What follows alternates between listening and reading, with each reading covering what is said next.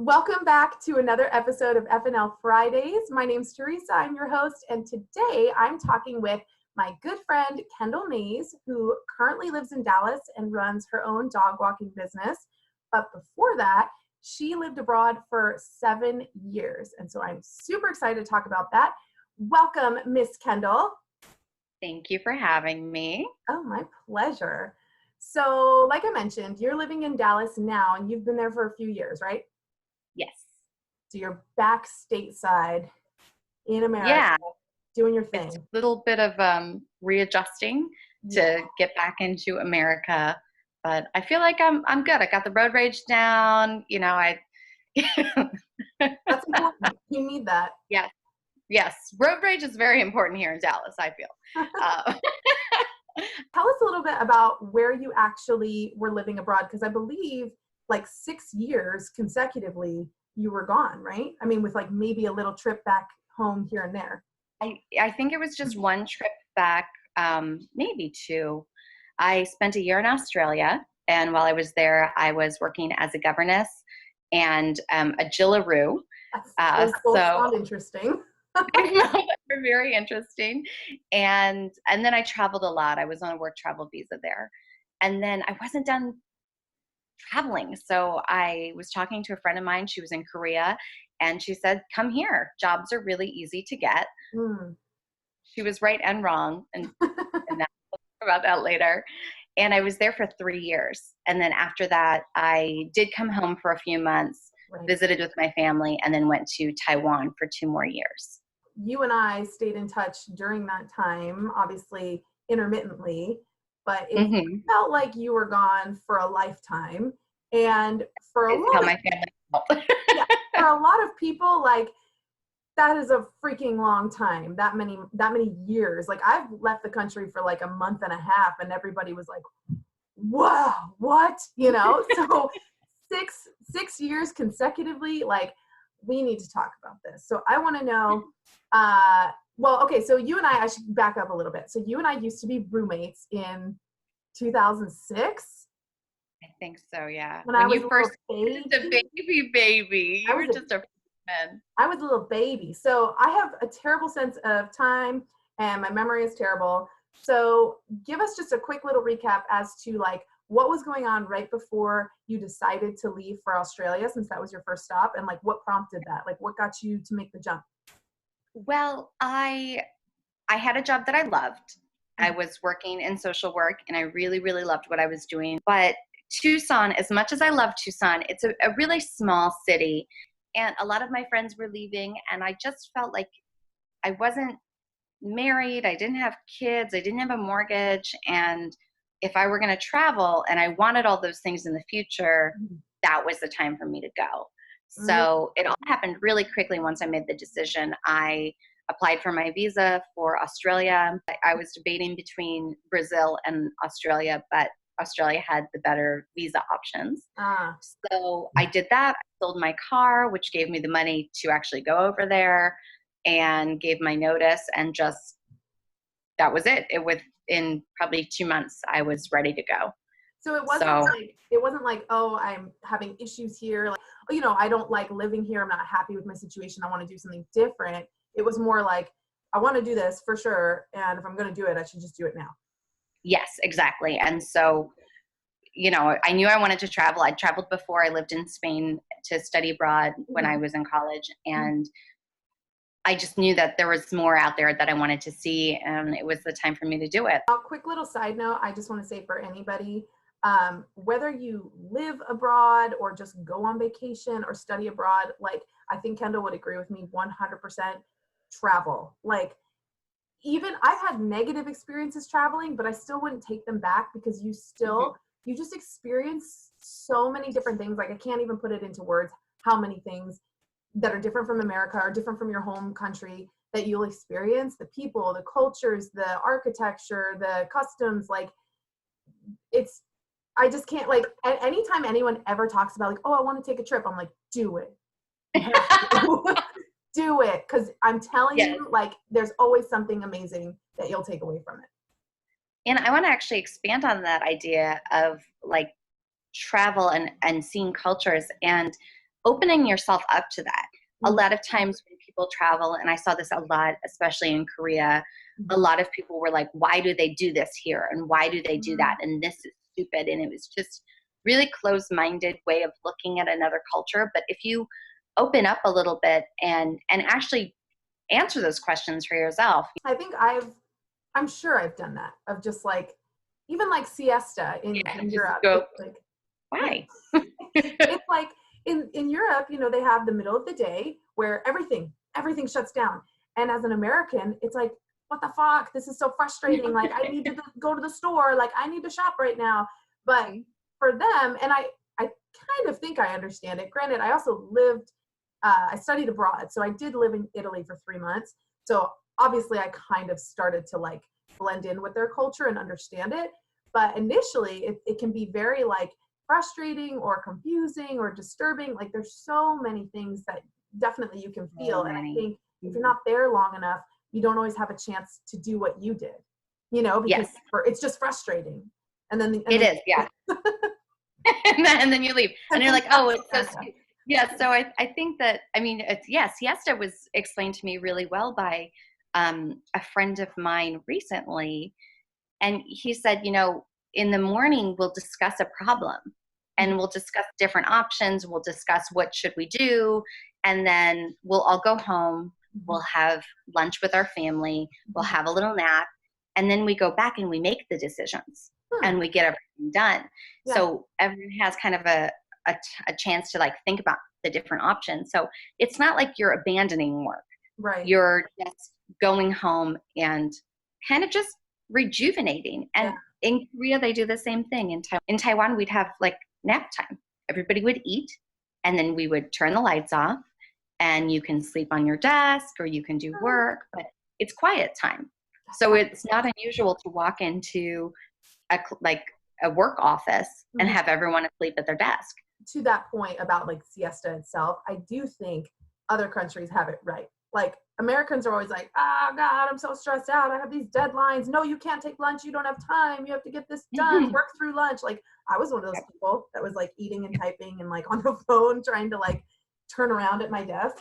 So, I mean, that's obviously just one situation, but clearly there's so many different things that you can, appreciate from different countries and take away from them. So I'm curious, like, what was your favorite part, if you could summarize like one big thing, or even if it was a specific thing, like that somebody might not know that hasn't traveled abroad? It's just if you were talking to somebody about traveling and it was like, oh my gosh, like my favorite part of traveling is, do Oh, you the think, people you meet, the yeah, connections that you make. I mean, yeah, especially if you're staying abroad for a while, there's usually an expat community, a yeah, community of people who all kind of live in the same area. They all get together, they go to the same bars.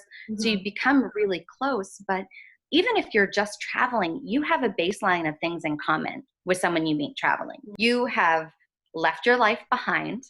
You are on the road, usually by yourself. It gets lonely. hmm, And you've already proven like you're independent. You are ready for adventure. There are all these things about you that immediately connect you with somebody else. very, So, you meet another traveler, you already have that baseline of, we have these things in common. Let's see where else this takes us. What else do we have in common? When you're yeah, traveling, you're constantly building upon that friend group. It's like one of those little molecule models, just another little bubble coming in and like, hey, you fit here too. yeah. Exactly. That's a good point that you make, because now I will say you and I 100% are outgoing personalities. So What? whether whether you consider yourself like an introvert or not, you have no problem talking to people. I don't believe I have an issue talking to people. So it might be different for someone who's like extremely introverted, and that's cool. Like I'm sure they'll find stuff too. But I've noticed when, just like you said, like when we're traveling, or granted, mostly I travel with Joe, but it's like if you hear someone speaking English, you're like, hi, where are you from? Where are you going? Like, what's up? And there, it's like this, like, zing, like someone else that speaks English. And that's Yeah. obviously if you don't speak the local language, which usually I don't. Mm-hmm. But even just that, it's like, we're buddies because we both speak English. Exactly. It's that easy. I want to say in Korea, I had a waitress come up to me and just start talking to me in Spanish. Mm, Not just, I guess, because I looked Spanish. And so she started talking to me in Spanish, and I speak Spanish, so I replied to her. right. And even that was like, oh, we have this little connection. But yeah, that flip around where you're like, I heard English. Who's talking? You're like those people And over there, they're speaking English. And I think with introverts, I mean, the thing is, like, again, they're pushing themselves outside of their comfort zone, Mhm. and they will find other people. Your and my experience, I Mm-hmm. assume, is different than that of somebody who is a little less comfortable talking to strangers, which when Yeah, you're traveling alone, in my opinion, is kind of essential. Or at least you it need is. to like be able Unless to. you don't like people. Yeah. I don't like all people. But when I'm traveling, I'm a little more friendly. You're a little bit less discerning when you're traveling. Like, there are definitely people where I'm like, I'm going to keep talking to you and hanging out with you because you're the only person here. So that's what's going to happen. So I'm Mm-hmm. curious, on the flip side, what was like the most challenging thing for you for living abroad, whether it was the duration or the actual like day-to-day stuff of like, oh, this thing is really challenging no matter how long I'm here? It's got to be language. Trying to navigate, like, I need to get an apartment is really difficult. I mean, in Taiwan, like especially in Taipei, it took probably a month, 2 months to find a good apartment where I was Okay. living in a hostel because the housing market is so crazy there that an apartment, Saturated. it's on the market Mhm. for seconds, just seconds. And then if it's a decent apartment, it's just gone. Wow. I remember showing up at a viewing that I think I was the fifth person in line Mm-hmm. for the apartment. Mm-hmm. And they were negotiating with the first people in line that had first arrived. They were negotiating. And then the second people were like, well, we're waiting around to see if that doesn't work out so that we can get in. And then the third people in line were like, and then we're next. And I was like, okay, bye. Oh my God. I had no idea it was that bad. Yeah, it's pretty intense in Taipei in particular. Yeah. And then dealing with landlord stuff, and a lot of the buildings have maintenance guys that you have to communicate with. And so I think that definitely was like one of the number one struggles, because that's important. That's where you live. Yeah. If you can't explain what kind of coffee you want to a barista, Yeah. you're going to survive. Yeah. But if you can't figure out what the deal is, like why your like maintenance guy hates you, that's Is that personal experience? not my personal experience. My guy loved me. At first, my thought that like I kind of thought you were going to say like loneliness, because it's like you're isolated in a sense, because you are there usually by yourself in this new place. But then I'm like, well, if you spoke the language, it wouldn't probably feel nearly as lonely. So that was what I was thinking at first, which maybe in the very beginning, it can be a little like, traveling alone. But I guess it just worked out for me that every country that I was in, I had a little bit of a home base. When I first landed in Korea, I was in a different city and I was staying with friends, and they had a lot of military friends. So I was hanging out in that kind of setting. Yeah. And then, I guess when I moved to Busan and I was on my own, it was a little bit lonely, but I had, again, I had just some people that I knew, teachers that introduced me to other people. And then I just got really involved with things like acting and doing radio. And so the more people I met, the more, like, you just, in an expat community, you just know everyone. Right. It's not maybe in the big cities, but in the smaller cities that I was in. Remind me and tell everyone the jobs that you had. So you said in Australia it was I was a governess. A governess, of course. Basically, I was just like hanging out with a 4-year-old on this, they're called stations. So basically, like a little family farm would be called a hobby farm. Mm-hmm. That's like just like a smaller little like tiny farm. And then the big farms that are just massive are called stations. Okay. And they're in the middle of nowhere. I remember you telling me this. Like it was like 400 acres or something insane. It was more than that. I think it was. That's insane. 4 million. I don't know. Wow. But it is It was the largest station at the time in New South Wales. We ordered groceries via fax and they would deliver it. Yeah, I'm not kidding. I don't know how I would, because you were there for a while. I don't know if I can hang in that situation. Yeah, it was. I'm already like picky enough with convenience in Europe. I don't know about that. Once I moved into the Gillarooing, which was basically herding sheep on a motorbike. Oh yeah, I would be good. Up at 5, cooking dinner or cooking breakfast for everyone, getting ready, going out on the trails, getting home about an hour and a half before the guys did, cooking dinner because that was part of the deal. I'd cook dinner, I'd start cleaning up, and then my boss would be like, "Oh, I'm going to watch some TV." I'm like, "I'm going to bed." Like, long day. I'm done. I was so tired. So you just didn't have time to be lonely because you were just doing stuff all the time. It is a good thing in that kind of situation. It was really, really fun. I actually saw 2 kangaroos boxing. 2 kangaroos boxing in the middle of the road while I was driving home one day to make dinner. And it was like, why you travel abroad.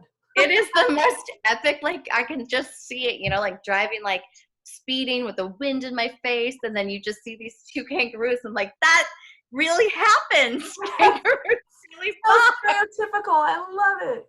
That was Australia. And then in Korea, I basically taught English as a second language. South Korea. In South Korea, yes. And I did some side projects too. I was in a few plays. I did some fundraisers for the Vagina Monologues. Mm-hmm. I did some radio hosting, which was really fun. And a little bit of acting. I was actually on Korean TV, like public TV. We basically spent the entire day like in costume waiting for our scene, rewriting it because it didn't make any sense in English. There's always a lot of that what do they call it when that happens, lost in translation, right? Like, yes, of just stuff. I mean, and it's very entertaining, like some of the stuff you see in other countries where it's like obviously it's just a translation error, but you're still like, haha, that's funny, they got it wrong. Yeah. Like that doesn't make sense. Or it's like just something that's totally like inappropriate. When I was in Spain, I was trying to tell my host mom that she was treating me like a child.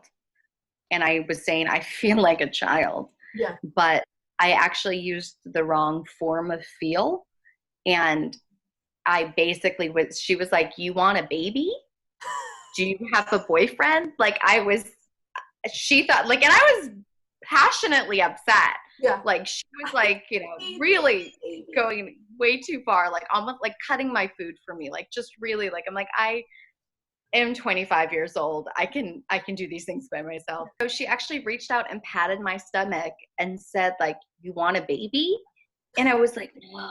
So I had used tienes ganas de, which means like I have like the desire for something instead of like I feel something. So okay. Yeah, which I had just learned that day. So I was very proud of myself, but I misused it. And so yeah, that was really diffused the situation because I was wait, what? I went from like child. You didn't just like have a baby to give to you because that would have been awkward. Like, "Oh, you want a baby? Oh, here's a baby." No, I think you and I could both agree that like most of the difficult things probably stem from the language barrier. Yes, definitely. And I think a lot is fear too. Yeah. The fear of the unknown. I had a lot of women in Korea that were too afraid to go get their yearly checkups because they were afraid of like what the doctor would be like like for them. No, not Korean women. Oh, okay. I was like, I'm so confused. Okay, like American or other. Like Americans, Canadians, like people from other countries weren't going, even though they'd been there for years and years, weren't going to the doctor because they were worried about it. So I wrote an article for Busan Haps magazine about going to the gynecologist in Korea and detailed like, well, I went and I actually talked to the doctor about birth control and about abortion and about all of this stuff. It was a really amazing experience. It was so different than the States and so much better. They give you like, they don't give you like a paper gown. They give you like a little fabric skirt that you wear. And they're showing you everything on ultrasound. Mhm. So it's very modern. It's actually much more modern than the way that we go to the doctor, Yeah. and a lot cheaper. So I think that a lot of people just, they don't go and get medical care in general because Mm. they're too afraid of that language barrier. It's a good point Yeah. that you bring up, like, especially if you're living somewhere, right? If you're traveling through, you're probably not going to deal with that stuff. But if you're there for an extended amount of time where you're going to need to do those things, or you might have to do those things, just knowing that like somebody else has done it before you, and there's probably either someone you can talk to or information out there. You can still like live your life normally, if that makes sense. Do those normal things, even though you're in a different place. Yeah, and a lot of these doctors, especially, so the medical issues were like one of the things that I was just flabbergasted that people would just Mhm. not go to the doctor when they were sick. Mhm. Um, but a lot of the doctors were trained in the States or in Yeah. Canada. Like, so Yeah. it's not like they're, some backwood hacks. I Right. mean, they really, a lot of this stuff is, if you're sick, you can't really be sick in Korea, Mhm. especially if you're a teacher. Yeah. You need to be there.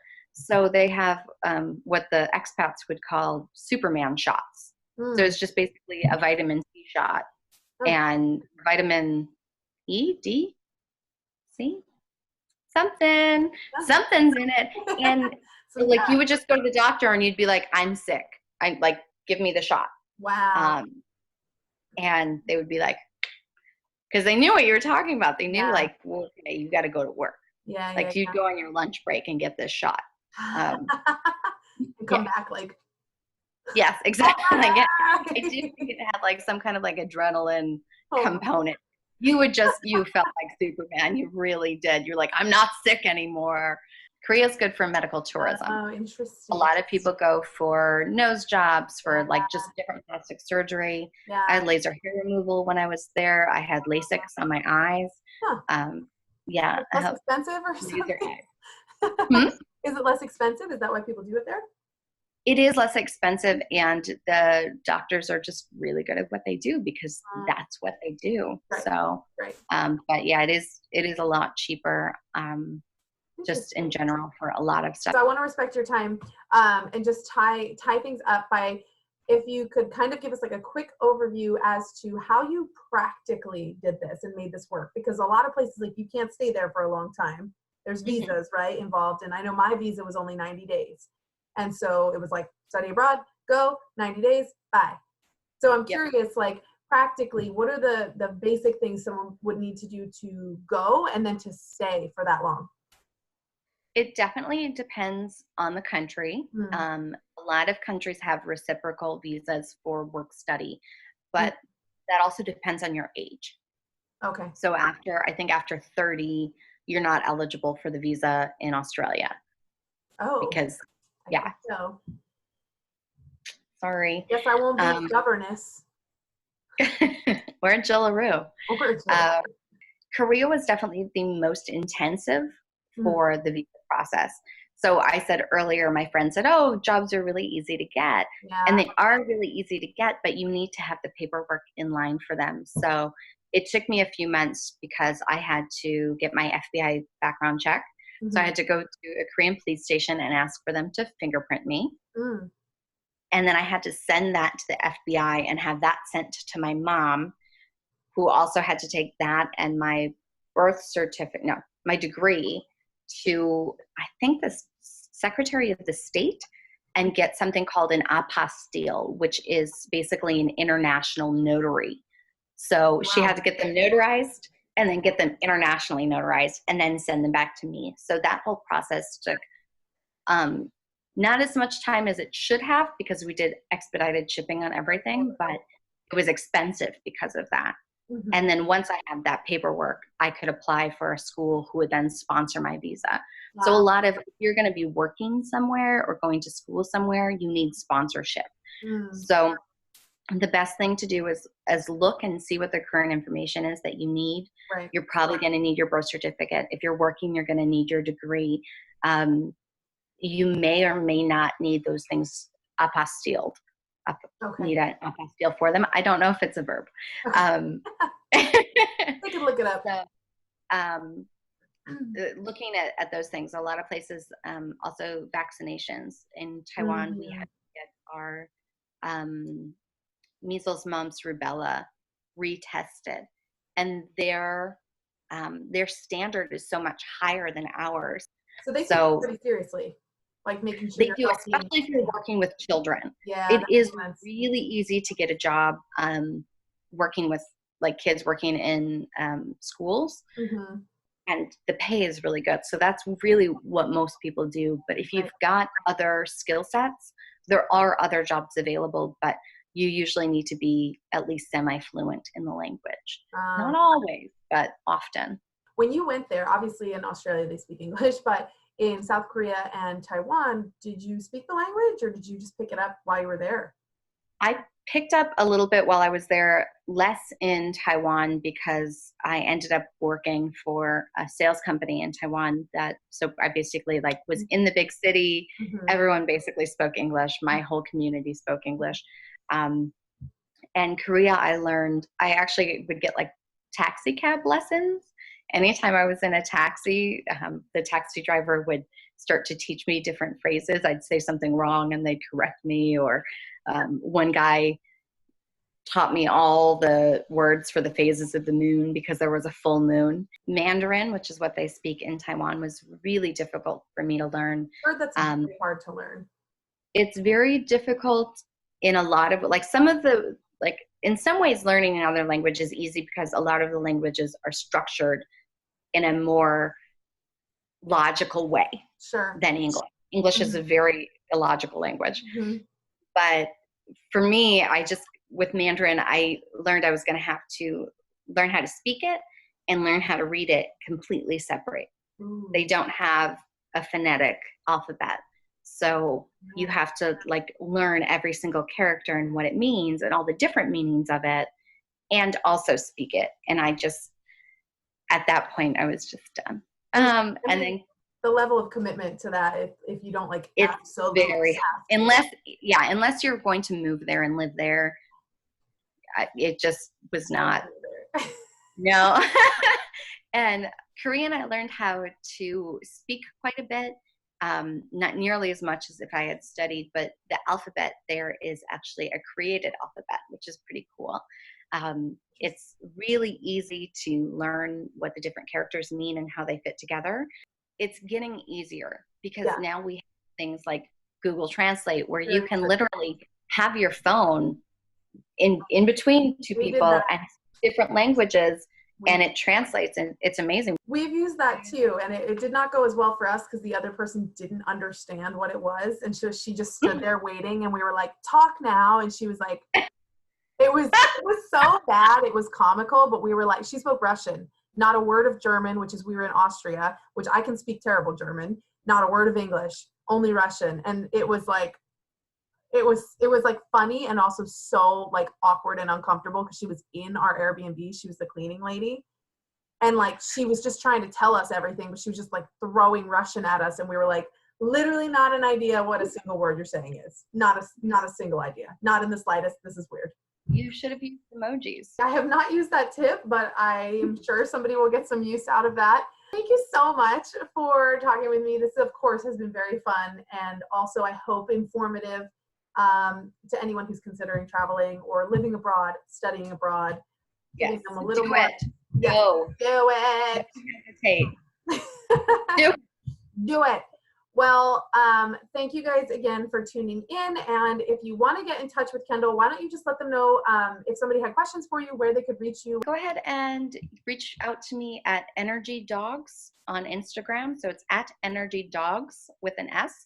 That's my little pet business. You can also, if you're feeling down, just look at tons of pictures of cute puppies. They are very cute. They're so cute. Yeah. And yeah, any questions that you have, just go ahead and reach out to me. I'm happy to answer any travel questions, and I have a load of resources that you can use. Awesome. Well, thank you, my dear, and hopefully I will be talking to you soon again and seeing you soon.